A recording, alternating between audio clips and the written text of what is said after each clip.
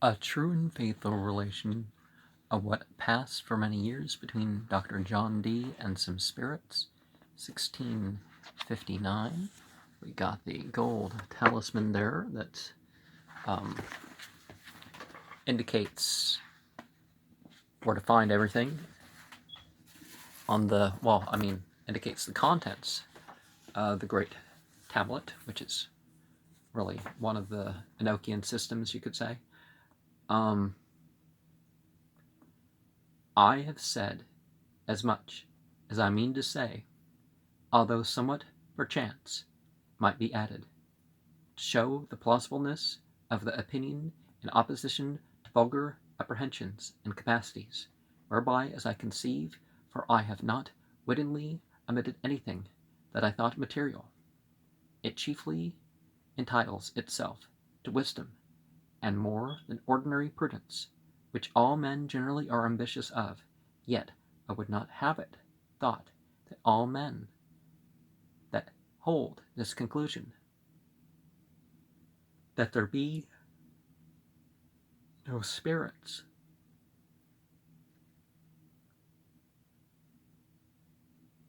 go so rationally to work, or can give this account or any other more rational and plausible for what they hold.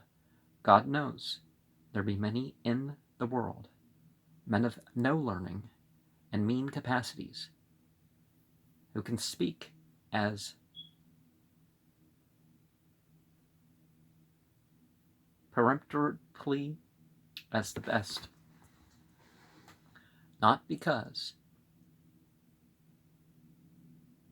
peremptorily, but it says peremptorily. Okay.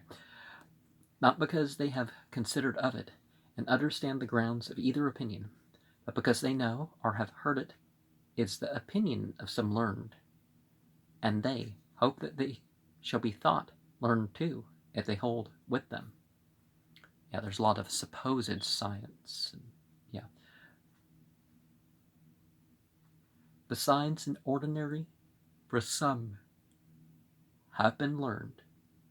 Epicurean, who makes it his motto, to himself and in his heart.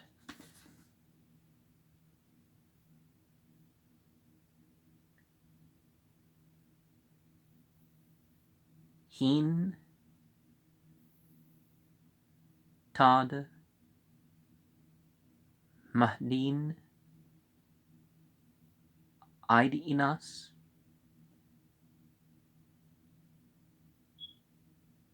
Hadisas Bios, and seeks his ease in this world.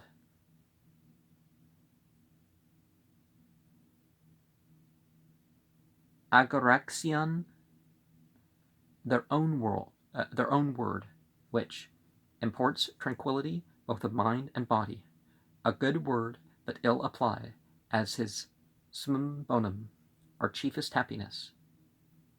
It is a great ease to him when any strange thing doth happen by witches, wizards, and the like, and other some to satisfy their faith, others their reason and curiosity, are put to it, to inquire of men by conference, and a search into books, ancient and late, sacred and profane, and all little enough, a great ease, I say, for him then, and upon all such occasions, to possess his soul in secure ignorance, and to save his credit, yea, and to gain credit with some, by barely saying, Fabula est, I do not believe it.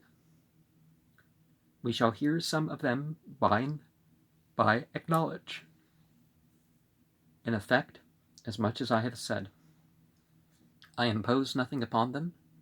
I will not take upon me to judge of a book I never read.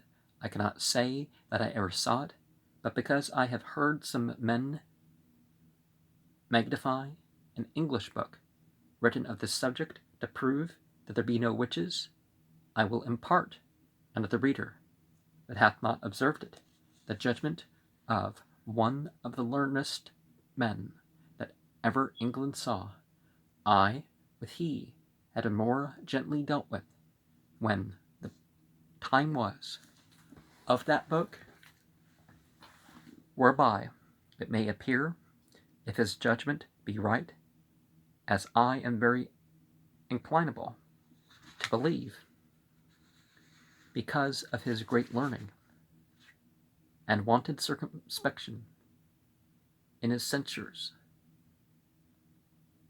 what undertakers may, many men are upon very little ground, and how prone others to extol what favour their cause, though, to the prejudice of their better judgments, if they would judge impartially, Dr.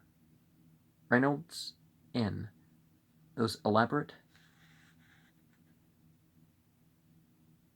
prolections de libris apocryphae, where he doth censure some opinions of bawdiness as prejudicial to the Christian faith. Reginaldus Scotus Nostras, saith he, quae contrarium Bawdino infanium ait papiftas confiteri non posse demona ne undir quidem nomen Jehovah exceperet illi a Bawdino, attribute papistis in genere, tanquam omnes papista in to conspirant, pergit ipse quoniam animad verterat quastum famina maleficus aliquando istias madi narrations ementiri putavet omnia esse ficta ex imperitia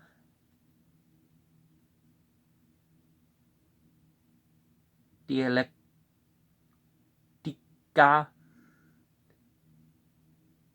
aliarum bonarum artium utque nullo judicio nulla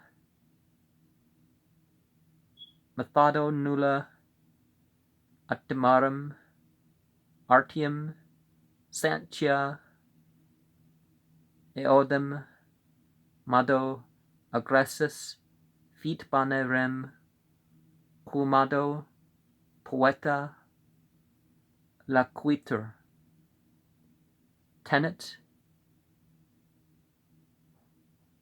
insatiabil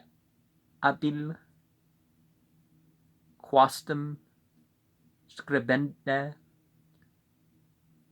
caco ethes eodem praesus modo ratio sinetur, etc. We have been the more willing to produce this passage out of the writings of that learned man, because we also in our answers may have occasion to say somewhat to the same purpose, not of that author or his book, which he judgeth anything, but of the ground upon which he builded, which we shall find to be the same upon which others also that deny spirits have gone upon. But we will go methodically to work, and take everything in order, as we have proposed in the objections. First we said the world was full of imposture. it is granted of impostures and impostures. Okay.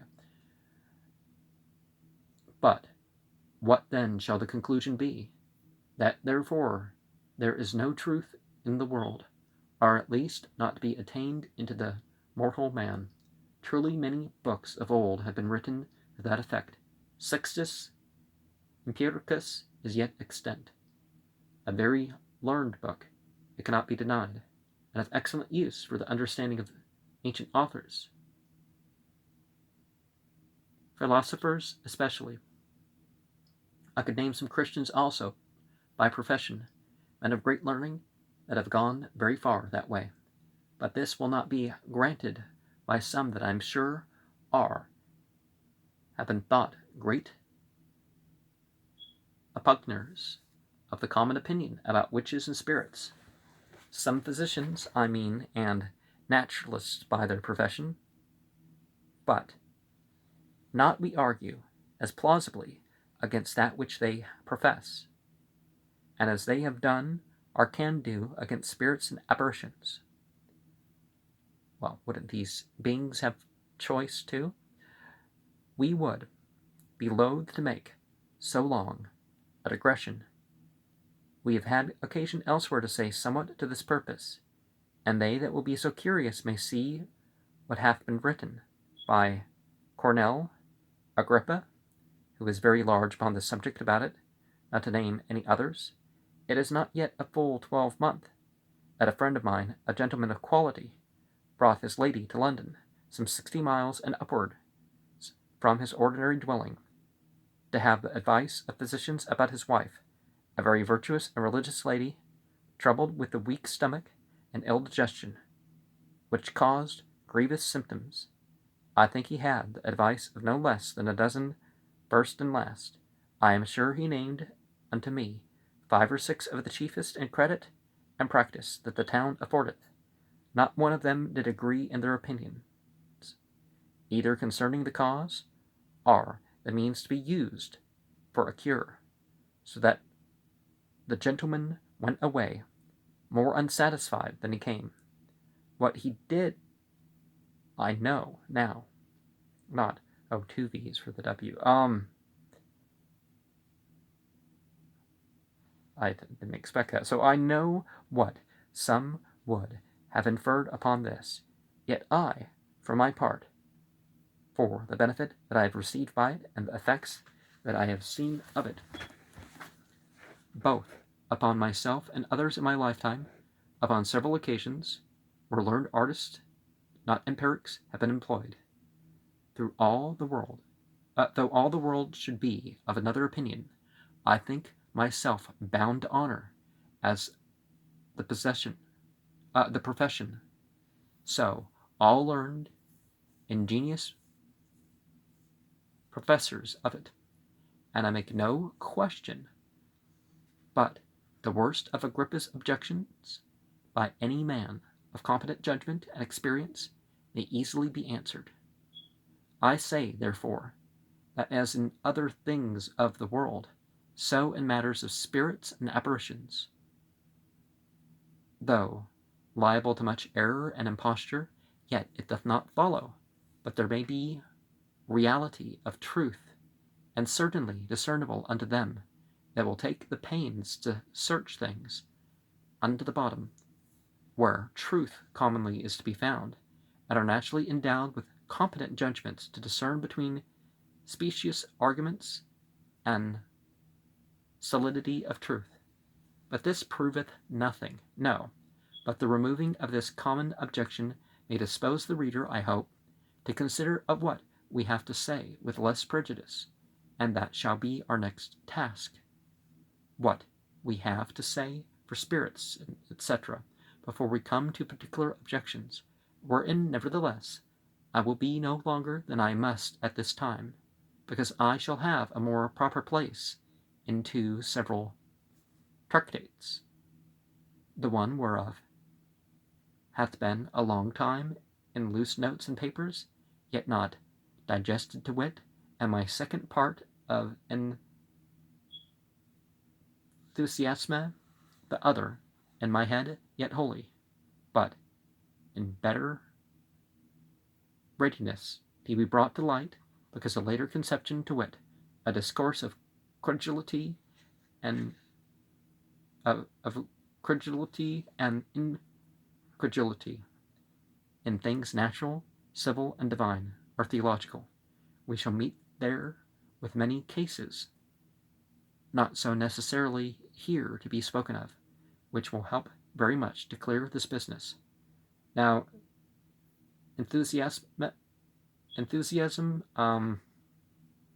is another Meric Casaubon book, and it's not as available because people were interested in the whole Enochian thing. But when I first got this volume here, this facsimile edition was all that was available. There wasn't a re-typeset edition, so you have, okay, some of them are F's, some of them are S's, but I mean, I guess that's more obvious. And the double V and some of the letters aren't printed. Yeah, so they're not. It's not re-typeset, so it's not made easier to read. It's harder to read than the initial editions were, I'm sure. But here I say, first of all, it is a maxim of Aristotle's, the great oracle of nature, which many have taken notice of and applied to their several purposes. Aasi,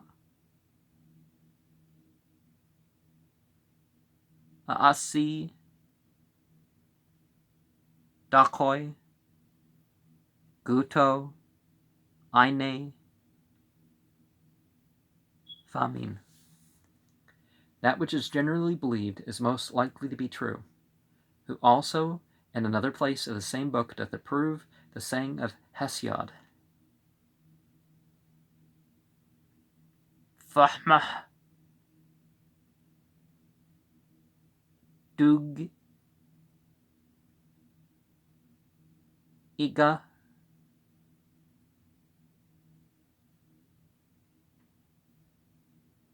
Pampan Apologus Hungana Laoi Paloi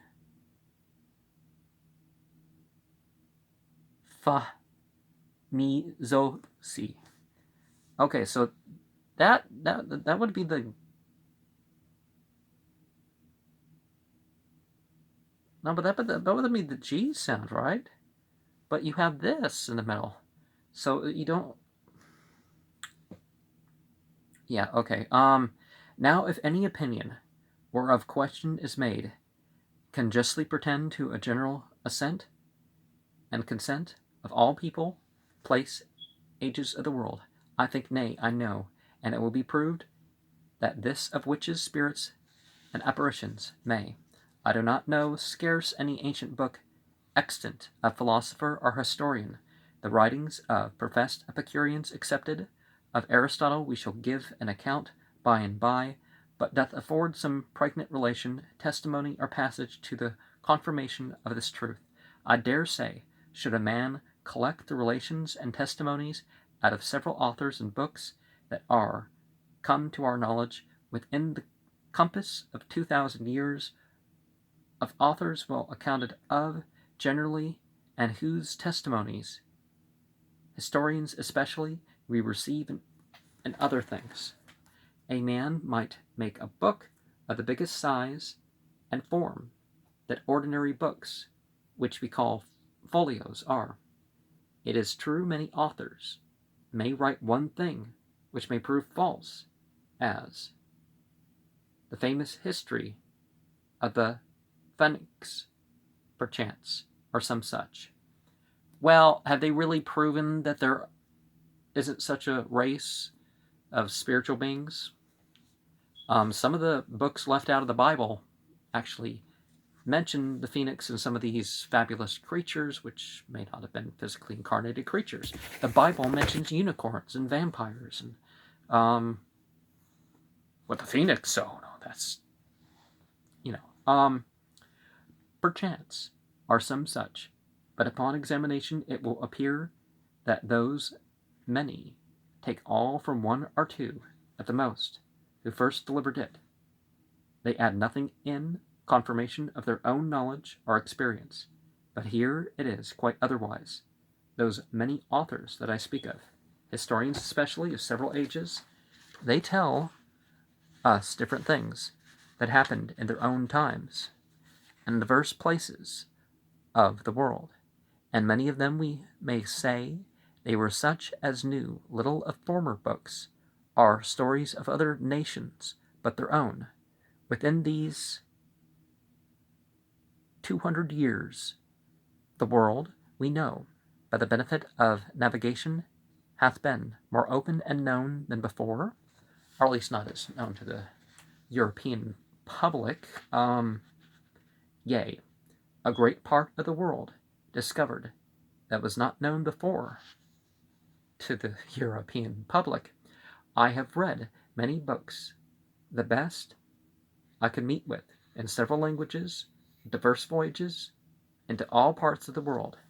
I have conversed with many travelers, whom I judged sober and discreet.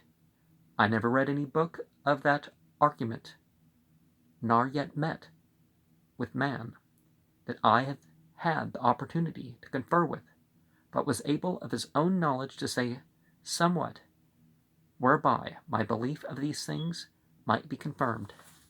Now for the Epicureans, of all philosophers, the most inconsiderable in matters of knowledge, as former ages have described them.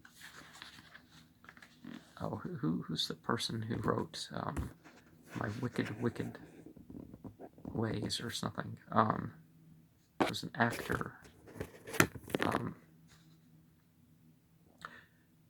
I haven't actually read the book, so no man need to wonder if they denied those things by which the solemn engagement of their sect they were bound and resolved, notwithstanding any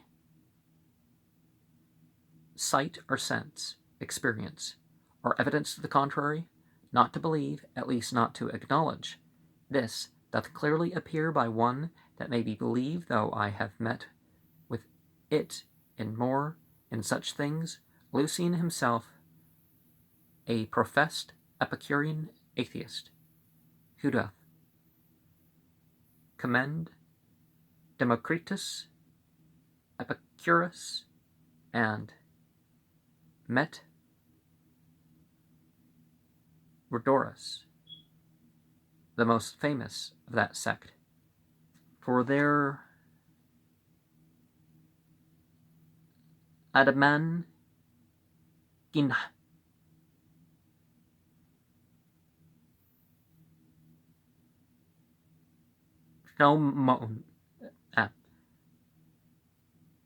gnomon, as he calls it, their fixed, irrevocable, unconquerable resolution, when they saw any strange thing that by others was admired as miraculous, if they could find the cause, or give a probable guess, well and good; if not, yet not to depart from the first resolution, and still to believe and to maintain that it was false and impossible. A lot of people jump the gun with the whole impossible thing, but it is a notable passage in which excellent use may be made of. I will therefore set down his own words for their sake that understand the language.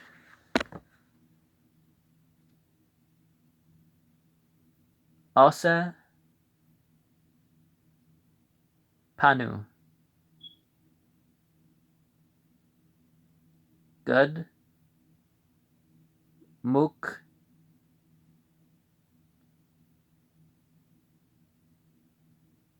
Hama, speaking of some Alexander the false prophet and his devices. Lu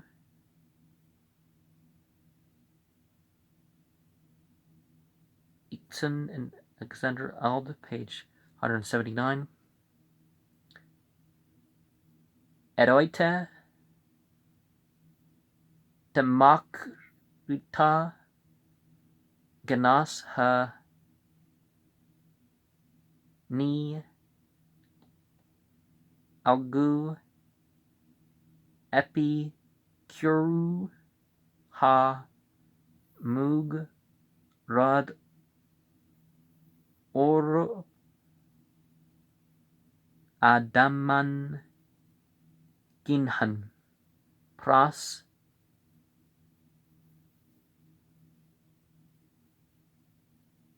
alta. Oh, is that supposed to be a division between the words? Okay. Ke a oi alta gromahan ak an as os a peace hasai he a peace han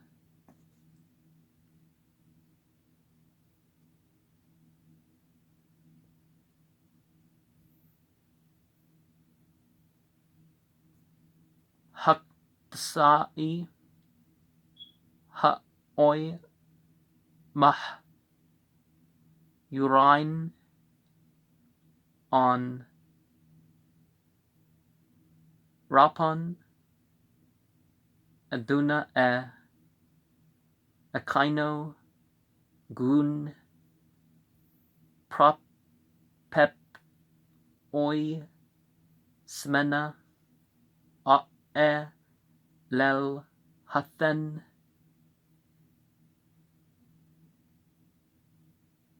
au an o rapas has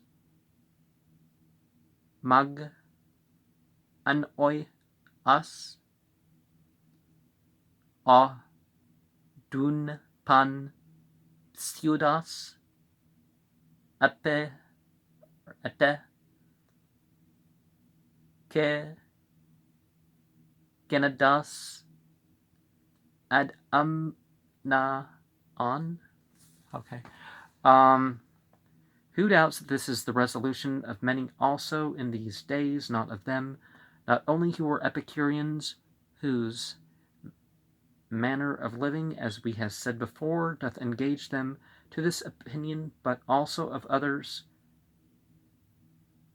who think it not further credit, the vanity of which belief nevertheless might easily appear, there being nothing so mean and ordinary in the world where in the wisdom of the wisest, the consideration of the causes by the confession of both of best naturalists may not be posed, to believe anything that they cannot give a probable reason of, not to be wondered then if we see many, notwithstanding daily experience to the contrary, to stick so close to those tenets which they have wedded themselves unto with so firm a resolution from the beginning, never to leave them, be they right or wrong. As for Aristotle, I confess his authority is very great with me, not because I am superstitiously addicted to any of his opinions, which I shall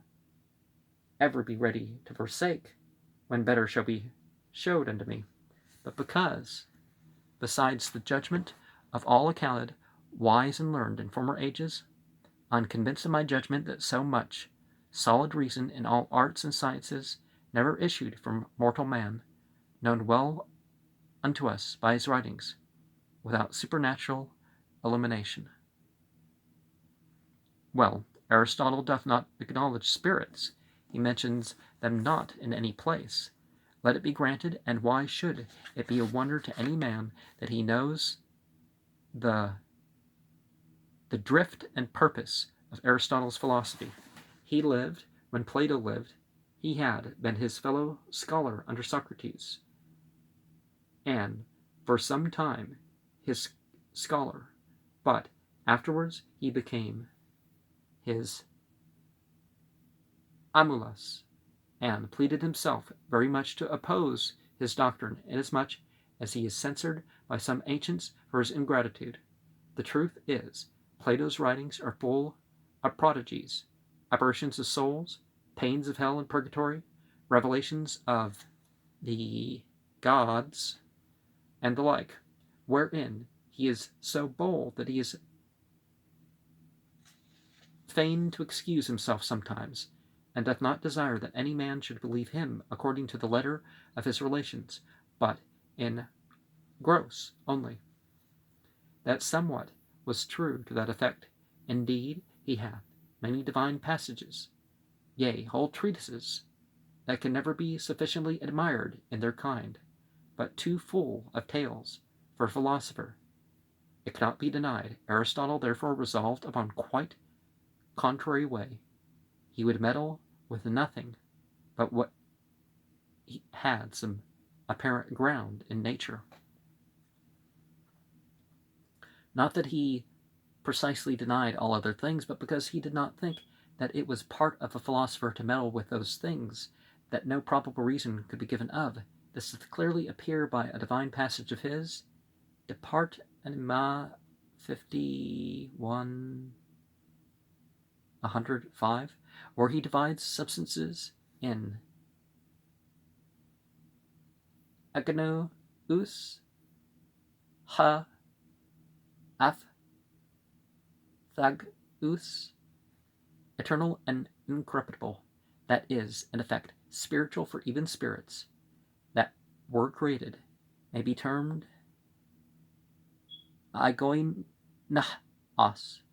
that is properly that have not their beginning by generation, or acausal, as some people talk about, right?